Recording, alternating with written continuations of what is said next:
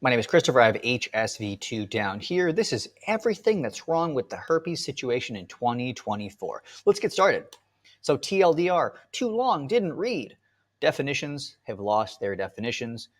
Nobody knows what herpes means anymore. Cold sores equals herpes, not a form of herpes. I'm not a slut. No, it is HSV. The H stands for herpes, not hamburger helper. Misinformation is more common than information. Good luck. Media's portrayal of herpes is an entire mess, and nobody's changing the narrative to make it actually in a good light. Testing is awful, and nobody cares. The silence of shame. Shh, people with herpes. Disclosure absolutely makes no sense currently with the way that it's done and the way that it's not done. The healthcare industry dismisses herpes altogether and doesn't really give a shit. The negative impacts of stigma are only making things worse. And what needs to change? Let's get started. Number one, definitions have lost their definitions. What is herpes? Is it just HSV2? Is it genital HSV1 and genital HSV2? Is it cold sores? Is it 9 viruses in the herpes viridae family of viruses, which includes chickenpox and mono and shingles and my computer freezing? And let's get back on track. Everyone's going to think differently, and it's important to actually determine what the person you're talking to's definition is before you have a debate, because blah, blah, blah, blah, blah, blah. Let's get back on track. Getting a cold sore doesn't mean that you have genital HSV2. Cold sores is herpes, but cold sore doesn't mean that you have a genital infection that's sexually transmitted. Next, people don't want an STI herpes for reasons beyond physicality, so they reject the idea. So we live in a world where if you have herpes sexually, you're going to be viewed differently than just having herpes non-sexually. We want to shy away from the label of herpes because of the way that we're going to be seen, but yet we all pursue the act that we're shamed for. It makes no sense. You only know what you care to know. People who have herpes up here don't do much information searching, and we don't really look into things unless we have a reason to.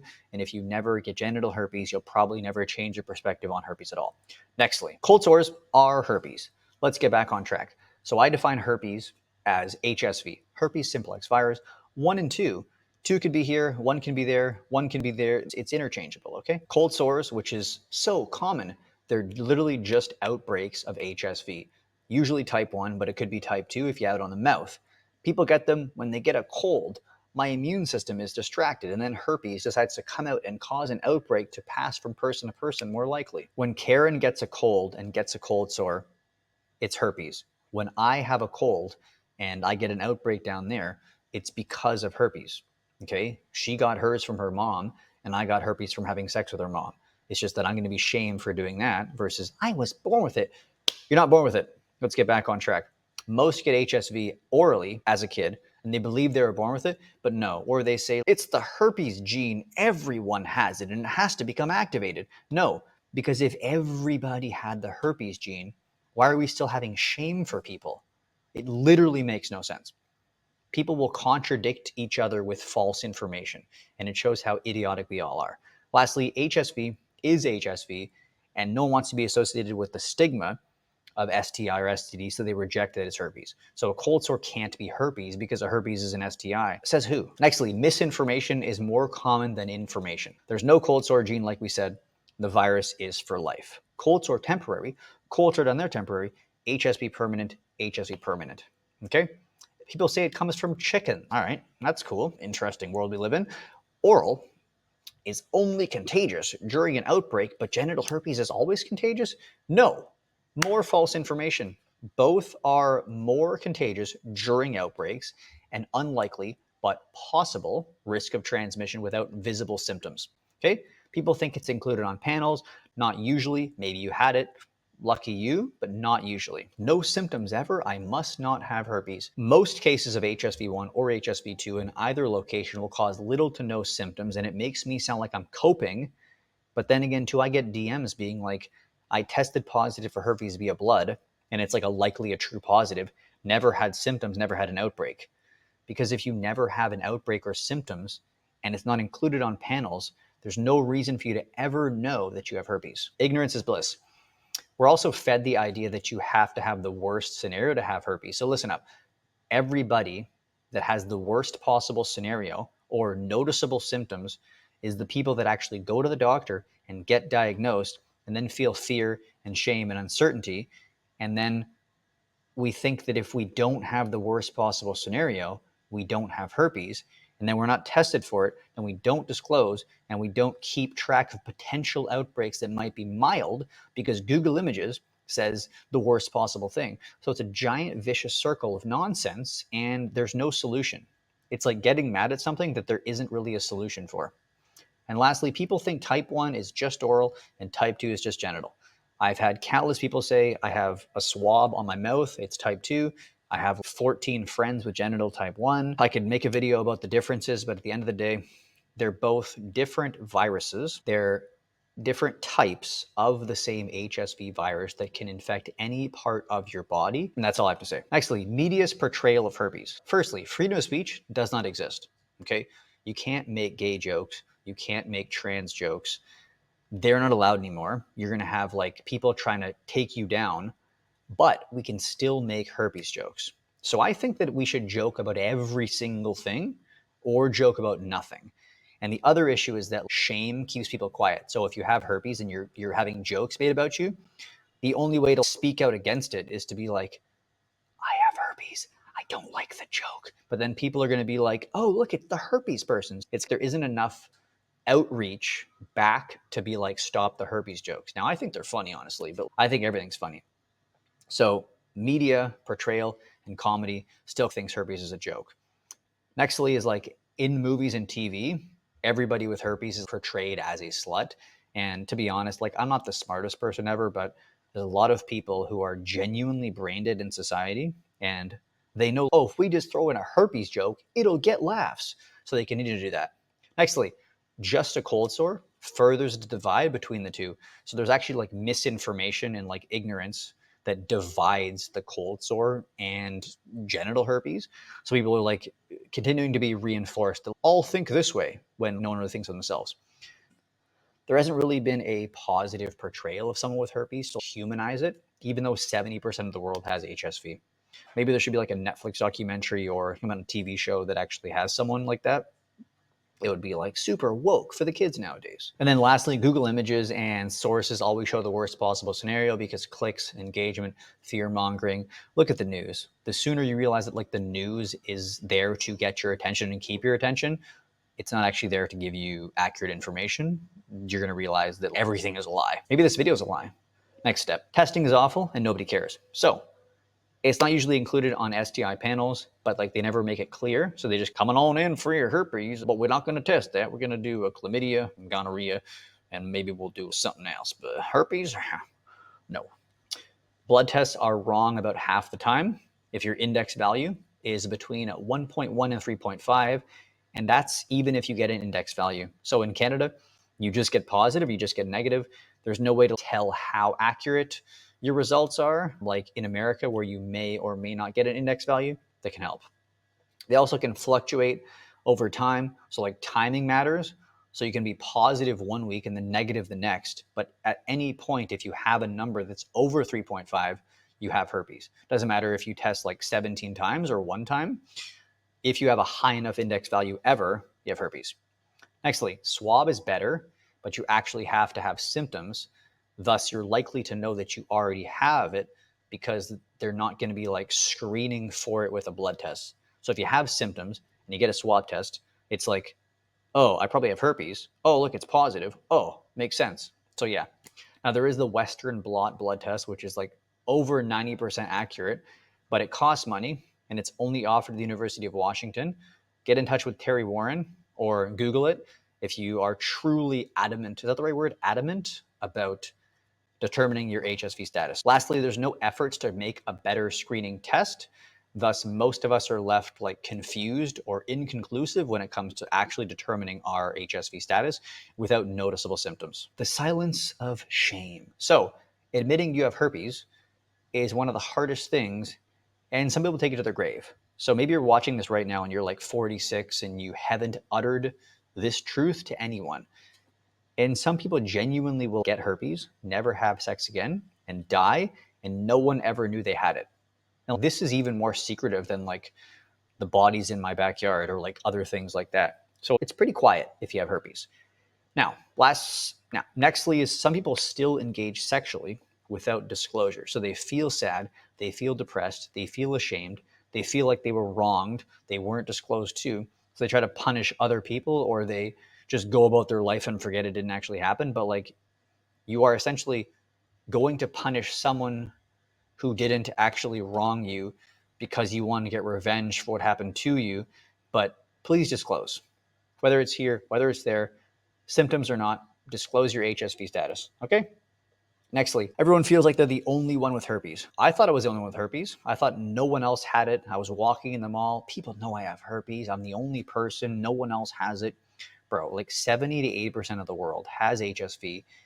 And I know people are like, that doesn't make me feel better. I'm going to make sure that we all can become more open about this so it's normalized in terms of this is a common thing. It's not going to be normalized to get herpes, but if you have herpes, you should feel like a normal human being.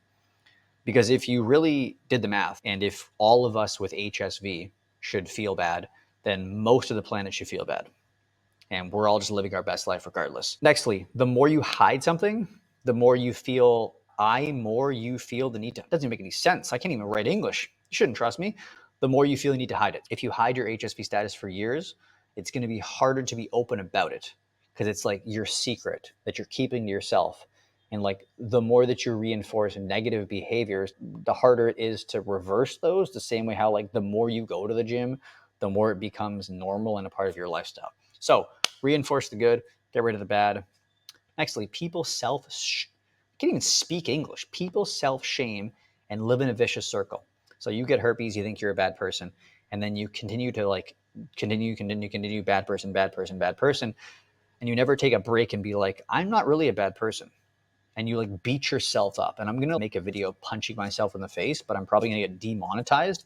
But think about that. It's like I'm a bad person, but like you could do this and then not think that your life is over and not self-shame and not live in a vicious circle, because the only person who's harming you is you, and the only person who can help you is you. So pick one of those options, and pick the option that's going to be better for you long term. Nextly, sex is taboo, and some feel bad about getting cold sores downstairs, or they associate cold sores with being dirty. I don't even know what that means. Next point. Because of shame, healthcare doesn't feel the need to cure it. We're quietly screaming. A lot of people with herpes would love a cure. A lot of doctors don't know that people are ashamed and that people are like keeping it like, I'd like a cure, but I can't actually let people know that I have herpes because then they would shame me. So it's like we're quietly screaming for a cure and no one knows that we need a cure. So doctors are just like, golf on the weekends and no herpes cure in sight. Nextly, disclosure literally makes no sense currently. Let's break this down. So both types, type 1 and type 2, both locations, just wherever you got it, even on your an elbow or something, they're generally contagious in the same way. So they should be treated the same way in terms of the risk. And there's minor caveats with like activity level of the virus and all this stuff, but it doesn't matter. Oral HSV1, cold sores, isn't usually disclosed. I've personally never had it happen to me, but I've found out later that like people got cold sores that I dated, but I was not disclosed to. Okay, so it's literally undisclosed, but the most prevalent form of HSV. Now, genital HSV1 down here, not type 2. Type 1 can be down there. It's actually less contagious than oral type 1 as time goes on. Now, there's a bunch of science, but it doesn't actually matter. Disclosure for those people seems necessary because it's like it's an STI, or it's like it was past sexually, or the genital. Like when you break these things down, maybe because I have autism or something, but it literally makes no sense that it's less contagious here, but people would probably feel more inclined to disclose or would like to know about it more from an outsider's perspective. But we're not. You can get, it makes no sense. And the sad part is that those who are responsible and honest enough to disclose get the most flack and the most risk of rejection. So it's like if you're a good person and you're honest and you know and you disclose, you're going to be more likely rejected than if the same person you're disclosing to blindly slept with someone that had HSV who didn't tell them. I hope you don't have herpes, but I'm not going to ask. Oh, you have it? No thanks. I understand, but it makes no sense. Listen up to this part. HSV1 and HSV2 are viruses, okay? They're not STIs. They're viruses, okay? And the method of transmission determines if it's an STI or an STD. So if you get kissed by your grandma on a Saturday morning watching cartoons and you get HSV1 here, hopefully you don't consider that to be an STI. Now, if I go over after you go home and I have sex with your grandma and she puts her mouth, my genitals, the same HSV1 that she has was passed to two different people, you and me, two different methods of transmission, and then you would probably label me as like a slut. Now, I know that sleeping with your grandma is taboo, but I'm just saying, like, at no point did the virus itself actually change. It was just the method by which you and I contracted HSV that determines if it's an STI or an STD. And then for me, I'm a bad person, I'm dirty, I'm a slut, but you're just a kid that grew up getting cold sores. Break it down, makes no sense. And lastly, the funnest point of all, we're actually not concerned with reducing the risk of passing a virus. We're just concerned with reducing the passing of a virus sexually. I just made a grandma joke, but I would rather not get HSV orally from grandma if I had the choice. So I don't want to get cold sores. We should disclose that or make it clear how it's passed or all of these things. Because if we're only concerned with not passing things sexually, then we're only concerned with trying not to be labeled with STI when it's simply just a label. It's not actually any different. Let's get back on track with the next step. Nextly, the healthcare dismissal. Some doctors say you don't have to disclose. Thanks, doctors. Really helping us out there. Let's move on. It's not a big deal physically. They say for the most part, people don't even know they have it. So there's no point in actually dealing with it or curing it.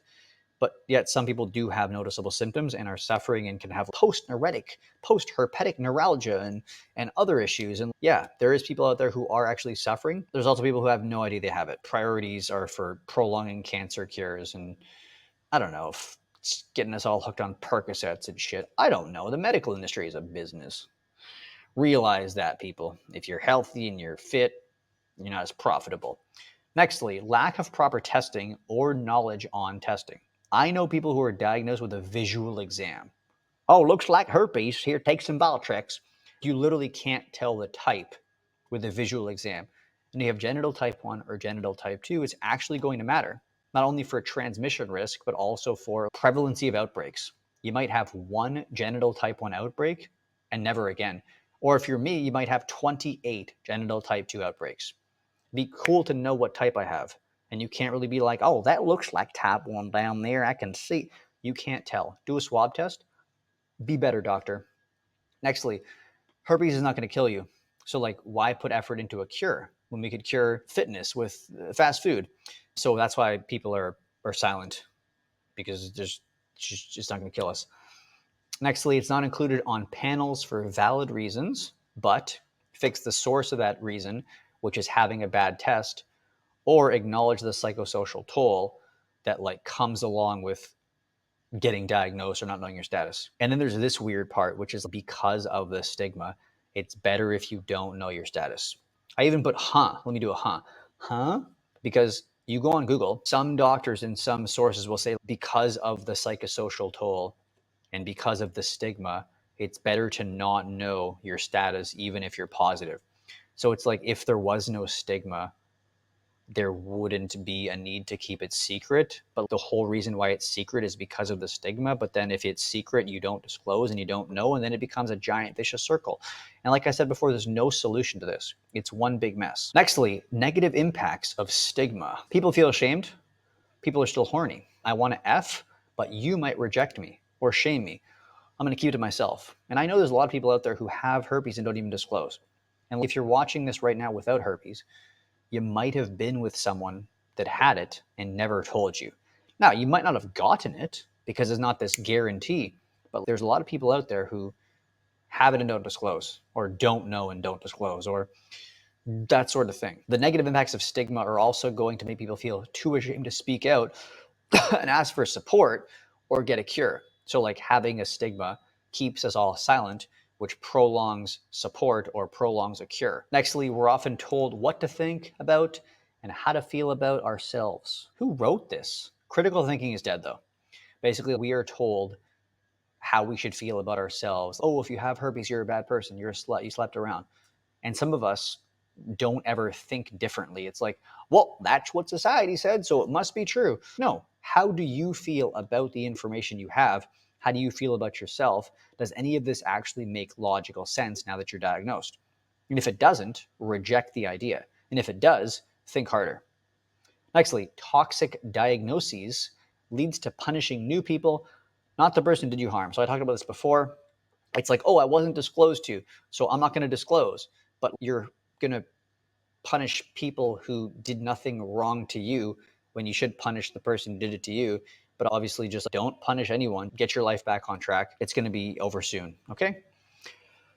And sadly, as well, I've heard stories of unaliving due to herpes stigma, but the person had no one to reach out to because of the portrayal of the stigma. And I know that there's someone watching right now who's like, oh, well, that's perfect because the trash is taking itself out. And that's a really sick joke, and I don't like it. It's a little bit funny, but we don't want people unaliving themselves because of herpes. End of story. Now let's look on the bright side. What needs to change? But I'm also a realist. So, firstly, abstinence-based sex ed is based on a certain narrative, and I don't know what's right in life. So, listen up. Should you have one partner? Should you have 14 partners? Should you become a monk and move to Thailand and live in the jungles? I don't know what you should do in life, but if there's abstinence-based sex ed, we all know it's not going to work, and it's only going to make people feel more ashamed of actually having sex. So, maybe, I don't know, but that's somewhat of an issue. Nextly, add a part in sex ed about what happens when you get an STI or an STD. So we don't want to encourage it, but like it's all about don't have sex, you get pregnant and die. Or it's here's some information about the things, but it's never, oh, one of you over there, Johnny Rocket over there, is probably going to get an STI. This is what you should do once you have it. So here's where you can go. Here's who you can talk to. Here is resources to do stuff. Like it's never really, there's never any, it's all like preparation to not do something, but then we're just like, well, it happened. Now what? Educate us with that part. Nextly, shame people based on their lifestyle and not the acquisition of the STI or STD. So you can have one partner get an STI. You can have 100 partners never get an STI. So we should actually be like determining someone's lifestyle before you start shaming them. But don't shame anyone. Nextly, make a better herpes screening test. So a blood test or something that actually can give us an answer that isn't like 50% right or 50% wrong. Or let us know we're not tested. Get a little app, get a paper on the wall. Let every single person know what they are and are not tested for when they come in for an STI panel. Hey, Sally, you're here today to do an STI panel. We're doing gonorrhea, chlamydia, HIV. We're not doing HPV, HSV, which is herpes, and Scooby-Dooby-Doo. We're not doing herpes. Why not? Because we want to keep the sluts confused. Thanks, doctor. So yeah, just let us know. That would be a small, easy thing. Next step, do proper worldwide education about the truth of HSV. I know it's tough. We live in all these different countries, different languages, but if we all fully understood HSV, it would make so many of our confusing beliefs and lack of information and it would just, if we were all smarter, it'd be better, but it wouldn't be better for the rich people who run the whole world. The dumber we are, the more money they make.